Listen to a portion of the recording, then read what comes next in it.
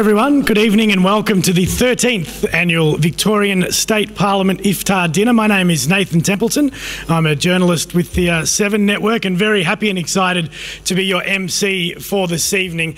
I'd like to begin by acknowledging the Wurundjeri people of the Kulin Nations, who are the traditional owners and custodians of this land. We pay our respects to their elders, past, present and emerging.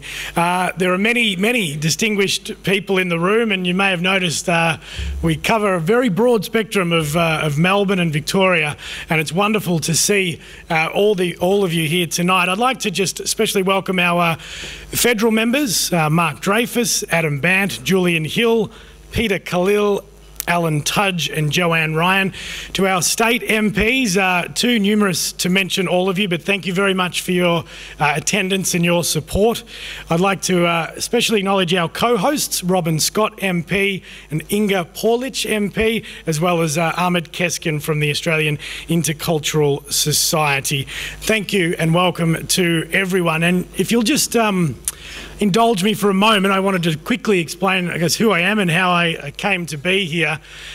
You may notice I'm a rather pale Anglo-Saxon Australian, and I grew up in suburban Geelong in what I would describe as a very white world and mostly a Christian world, so there's nothing particularly exotic or worldly in my upbringing or my family tree, just some pretty boring standard Scottish people immigrating in the 1800s, and then I married into a very similar family. So I guess things like Ramadan and Iftar dinners and just Islam in general are pretty foreign concepts to a kid, I guess, who grew up in that environment. And you know, now looking back, you feel a bit embarrassed that you're so ignorant to the big wide world, but that's just where I grew up. But over the last few years, I've really enjoyed getting involved in new things and learning about the Muslim community. On Saturday night, my wife and I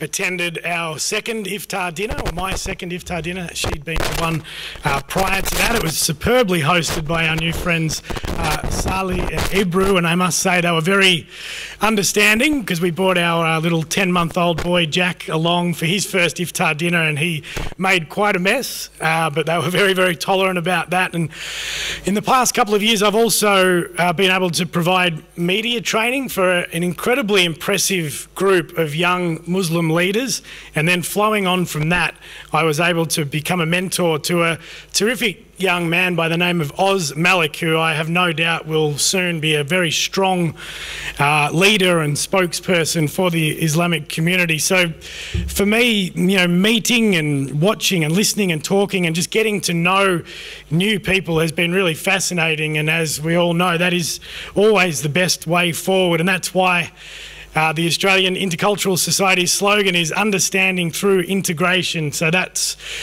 why the AIS works so hard to organise those home iftars and also large institutional iftars like this one. It brings Victorians together. So it's a real honour for me to be hosting tonight. And as everyone in the room would know, Ramadan is a very important time for the Muslim community. Throughout this month, Muslims fast from dusk until dawn.